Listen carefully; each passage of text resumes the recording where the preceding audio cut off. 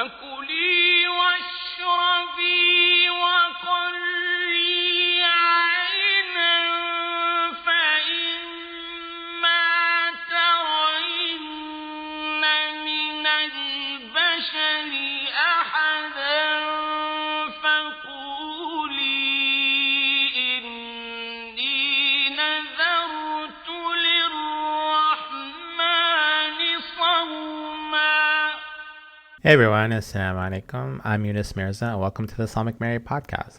So for today, I want to continue discussing my book tour. So I've been going on this book tour, speaking at different universities, mosques, churches, places of worship, as well as some weekend schools. So I got an opportunity to go the other week to a weekend school and chat about my book and hear about questions that young people have about faith and spirituality.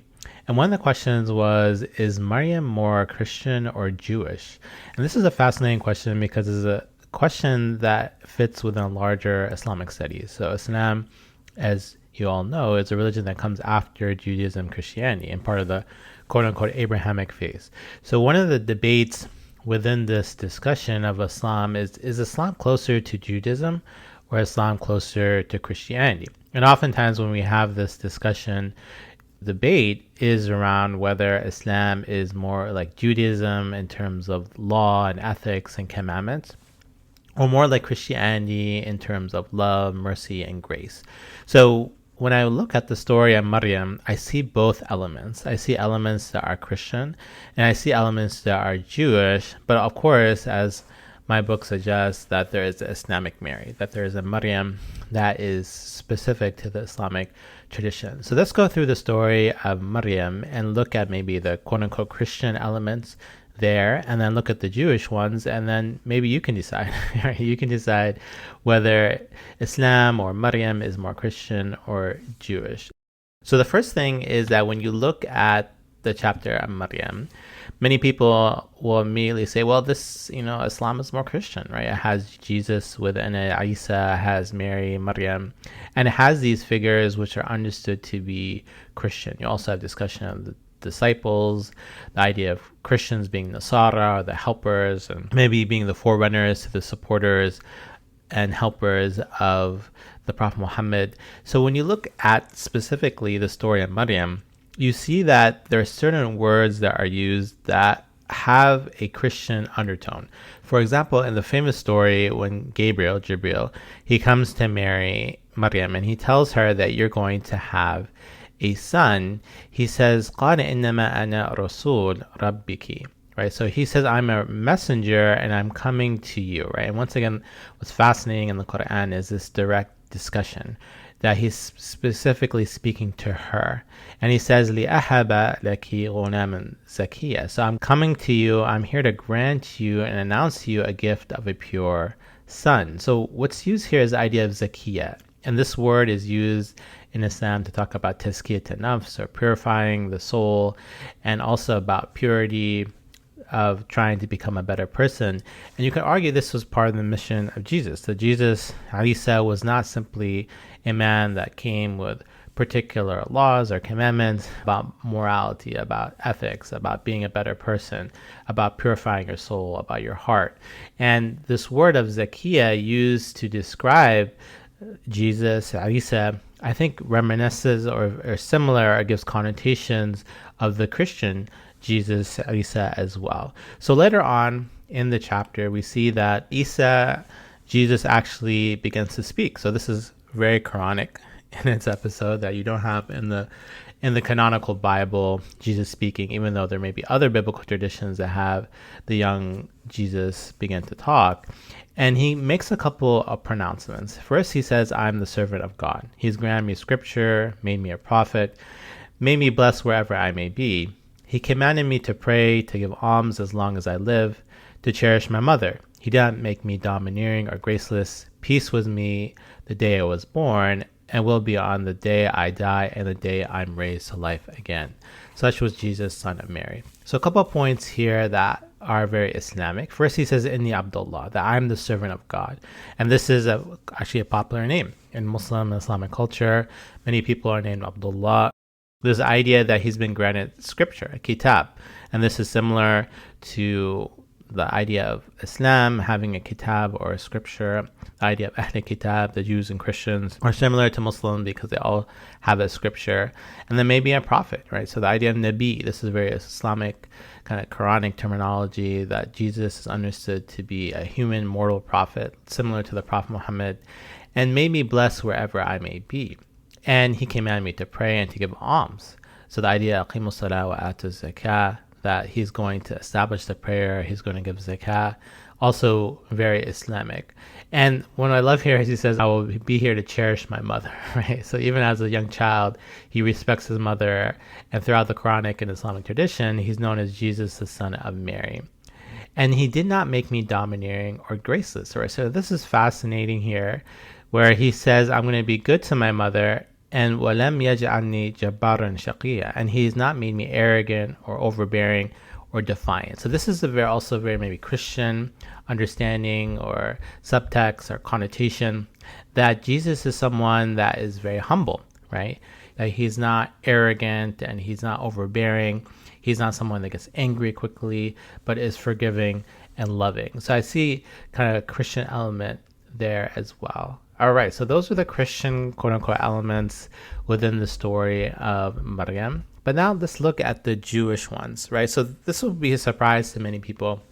And something I mentioned to the audience and different students who ask or are interested in this question is that when you look at the story of Maryam, and Isa, you may immediately say, okay, this is Christianity. But the Quran understands these figures to be part of the Jewish tradition, and that many of them were Jews, even though it Islamicized them and sees them as Muslim. And when you look closely and you read between the lines in the story of Maryam, you see certain elements that connect her to the Jewish tradition. So one of them is that when she goes and she's at the trunk of the palm tree, so this is the famous scene where she's starting to feel the pangs or the pain of labor, and she says, I wish I had been dead and forgotten long before all this. But then a voice cried from her below and says, do not worry, your Lord has provided you a stream at your feet, and if you shake the trunk of the palm tree towards you, it will deliver fresh ripe dates for you. So eat, drink, be glad, and say to anyone you may see, I have vowed to the Lord of mercy to abstain from conversation, and I will not talk to anyone today. So in this very powerful scene where Maryam is in a state of despair and pain, she's told that to shake the trunk of the palm tree, right? And as I mentioned before, this idea of jidh nakhla is a hapak. So this is the only time in the Quran which this particular phrase is used. So it's very centered on Maryam, and she's told to shake it, right? So if anyone has gone to a tree or a palm tree and tried to shake it, you know that it will not move. So how is this possible, right? So the idea of being active and not passive. And then if she does this, tusaqat alayki rutuban janiya, right? And what will happen is that these fresh ripe dates will fall upon you. And once again, the fascinating emphasis on the directness, speaking directly to Maryam. In the Arabic language, you see alayki, right? So this key is a direct second person speaking to her and saying that if you do this, this will happen. When I read this image of Maryam shaking the palm tree, I'm struck by it, her independence, her strength, her power, her reliance on God. And it reminds me of another scene in the Quran that's connected to Moses, Musa. So if we recall in the story of Moses, he goes and he leaves the people of Egypt, and with him are the children of Israel, and he's running away from Pharaoh. And in this powerful scene, he comes across the Red Sea, and his people become in a state of despair and despondency. And they say, verily, the people of Pharaoh is going to overtake us, right? It's over, right? We're in doom. So the Quran says here, فَأَوْحَيْنَا إِلَى مُوسَى أَنِ اضْرِبْ بِعَصَاكَ الْبَحْرَ, right? So it says to Musa that we revealed to him, we inspired him, strike the sea with your staff, and the sea was split. Each part was like a huge mountain, right? So once again, this idea of idrib. So there's a command telling him, now hit the sea, right, the bahr, right, with your stick, and what will happen is the sea will split. So there's this idea that in both of these situations where Maryam is in a state of despair, also Moses is with his people and they feel that everything is going to be ruined, they're told to do something. They're told to act. Maryam is told to shake the palm tree, while Musa is told to strike the sea.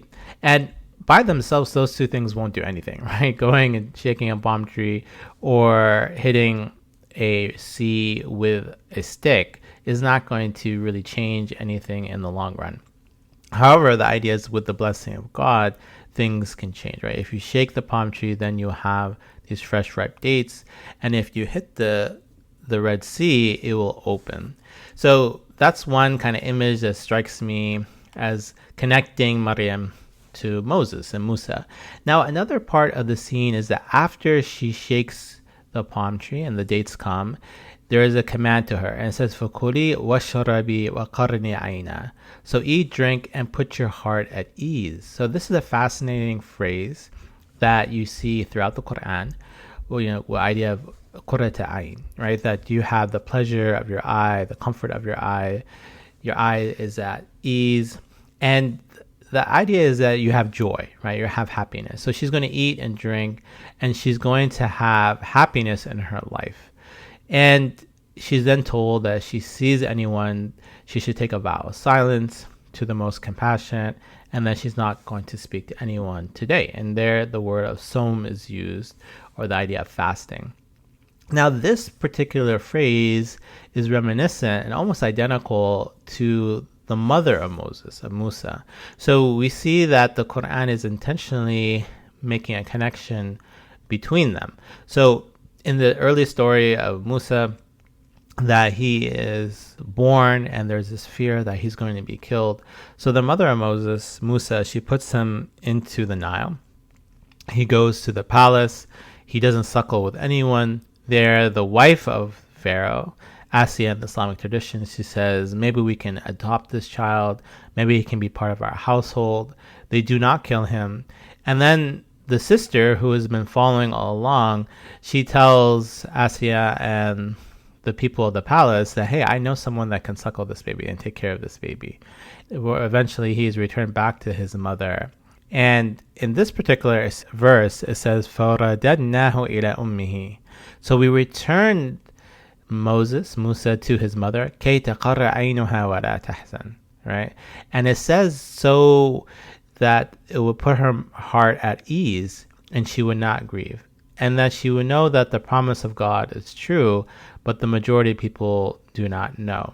So almost the exact same phrase is used, right, of the idea of putting your heart at ease.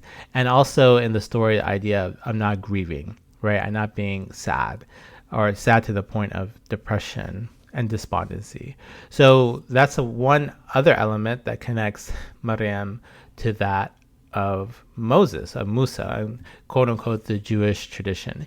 And then lastly, we see that when Maryam goes back to her people, she goes with her child, and many people know that she's not married and that she doesn't have a spouse. So they immediately think that she had a child out of wedlock, and this causes a crisis. And they say, Mary, you've done something terrible. And then they make this remarkable phrase, Ya ukhta Harun, ma kana abuki imra'a saw. Right? So, sister of Aaron, your father was not a bad man. Your mother was not unchaste. So this is interesting that they are connecting her to her family. Your mom was good, your dad was good, right? How could you have done something that's so horrendous? And they start by saying, Ya ukhta Harun. So, oh, sister of Aaron. And there's a lot of debate and discussion on this particular phrase. But what's important here is connecting, once again, Maryam to the Jewish and Moses and Aaron tradition. That she comes from this descendants of people who are righteous, that are good, and they expect the utmost best of her, right? She's someone that is understood to grow up within the temple. She has a caretaker that's a prophet, Zechariah, and she's supposed to exhibit the best moral and ethical character. So the idea of her having a child out of wedlock would contradict their image of her and her lineage. So what we see here is in these various examples, we see Christian and quote-unquote Jewish elements. So to conclude and to summarize, the Christian elements is that we see that Maryam is in the Quran, and Jesus and the disciples, the Hawariyun, and these different figures are seen as models for Muslims. Muslims should look at Mary, Jesus, and the disciples and see various elements that they should follow. So Maryam is a teacher. She's someone who trusts in God. She's someone that is a mother, but also an individual in her own right, a protagonist. With Jesus, he's very kind, he's loving, he has grace, he's not domineering. He's someone that is about tazkiyat nafs, purifying the soul and the heart. And we also see certain elements that are quote-unquote Jewish, right? And connecting Maryam to the Jewish and Moses tradition. So first off, we see that she's told to act in this state of despondency and fear, similar in the way that Moses is told to act when he's at the Red Sea, that he shouldn't just allow the people of Pharaoh to overtake him, but he needs to hit the Red Sea, just like Mary has to shake the palm tree. Secondly, we also see that there's this connection between the mothers of Maryam, who is the mother of Jesus, of Isa, and that of the mother of Moses. That both of them are mothers of prophets, and they are both told to act in particular ways. One shakes the palm tree, the other one puts her son within the Nile, but eventually their heart is put at ease and they find joy and happiness. They're taken away from grief and despondency, and they're put within the mercy of God. And lastly, we see this element of the sister of Aaron, right? You come from this Jewish tradition of worship and prophecy, and that we expect the utmost character and values from you. So which one is it? And this is a question maybe I'll turn to the audience. Maybe you can email me your answers. You can always email me at yym2@georgetown.edu. Is Islam more Christian or more Jewish, right? That's a question that Islamic studies scholars and students ask. Of course, Islam is its unique religion, but there is this debate of whether it leans in one direction or the other. And is Maryam more Christian in the Islamic portrayal? Is she more Jewish, or is she something else? Is she a combination of both of them and is something new? So thank you once again for listening to the Islamic Mary podcast. You can order my book, The Islamic Mary, Maryam Through the Centuries, if you got a chance to look at it. I'd appreciate you reviewing that book on Barnes & Noble or Amazon or wherever you get your books. It helps encourage other people to read it. You can subscribe to this podcast at Apple, Spotify, and YouTube. We see increased number of listeners and engagement in the last year, so I appreciate your support. And I encourage your friends, students, and colleagues to listen to this podcast. I had a colleague at a university here in Virginia email me saying that she's using the podcast in her class and the students find it helpful.